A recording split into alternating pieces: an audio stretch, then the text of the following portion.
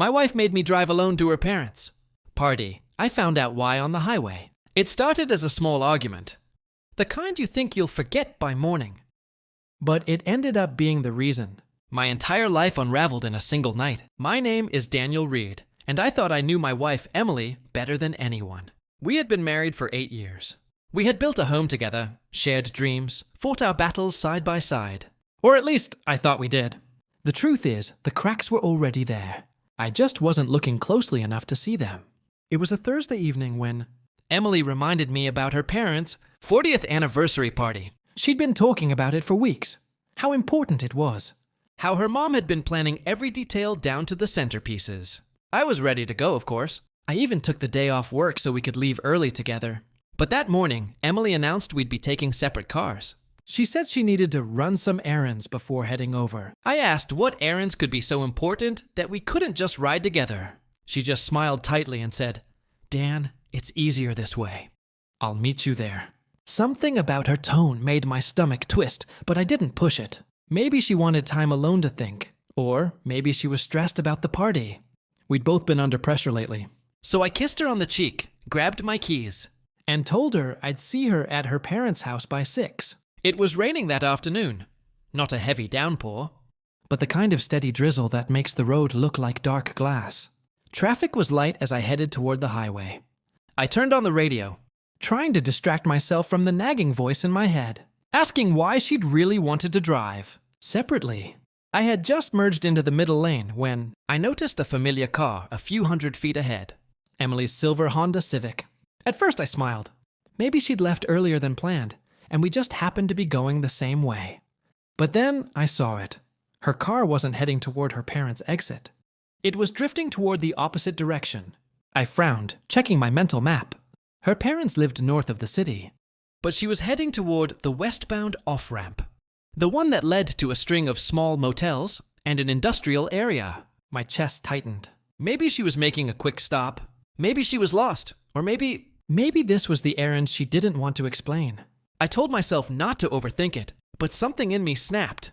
Without really deciding to, I switched lanes and began following her. The rain made it easier to keep my distance she wouldn't recognize. My headlights in the blur of water.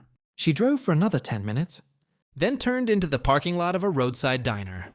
I pulled into a spot across the street and killed the engine. I watched her step out, clutching her purse, scanning the lot as if making sure no one she knew was around. She walked quickly toward the diner's side entrance. A few minutes later, a man came out from the other side and met her by the door. He was tall, maybe mid-30s, wearing a leather jacket. They didn't shake hands like acquaintances. They hugged, long, close, like people who hadn't seen each other in a while, but had missed each other deeply. My breath caught. The rain tapped against my windshield, loud in the silence of my car. I told myself there had to be an explanation. Maybe he was an old friend. Maybe she was helping someone. But the way she looked at him, it wasn't the way a woman looks at a friend. I watched them go inside, my mind a storm of questions.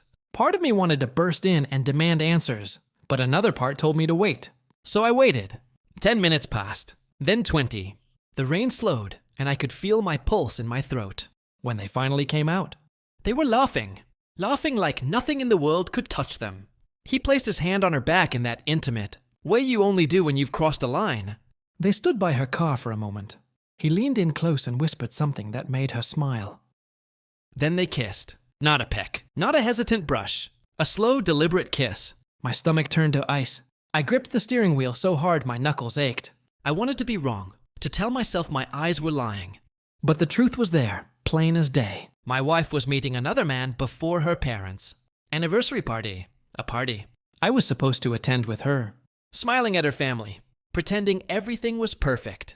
When I finally made it to her parents' house, the party was already in full swing. Emily greeted me with the same warm smile she'd given me for years. Like she hadn't just betrayed me less than an hour ago. She introduced me to relatives, poured me a drink, laughed at her father's stories. I played along, but inside I was boiling. Every time I looked at her, I saw that kiss replaying in my mind. I didn't confront her that night. I didn't want to cause a scene at her parents' celebration. But I couldn't sleep when we got home.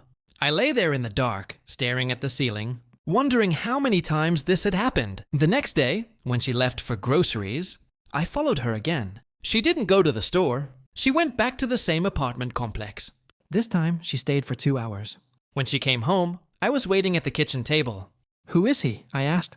Her face went pale. "What are you talking about?" "I followed you yesterday. And today." "I saw you with him, Emily. Who is he?" She froze, then sat down slowly. "His name is Alex. He's someone I knew before we were married. We reconnected." I felt like I'd been punched in the chest. "Reconnected?" "You've been lying to me. Sneaking around. Kissing him in parking lots." Tears welled in her eyes, but I didn't feel sorry for her. I felt angry, betrayed. She tried to explain, saying she'd felt lonely, that our marriage had become routine, that Alex made her feel alive again. I told her that if she wanted excitement, she could have at least had the decency to end things with me first. In that moment, I knew I couldn't stay. The trust was gone. Shattered on a rainy highway somewhere between our home and her parents' house. I packed a bag that night and left. I didn't slam doors or scream. I just walked away because the man on that highway, the one watching his wife, kiss someone else wasn't me. I refused to let her version of love define my worth. Looking back now, I realized the truth was there all along in the small things. The sudden separate cars, the vague errands, the forced smiles. I just didn't want to see it. But the highway doesn't lie.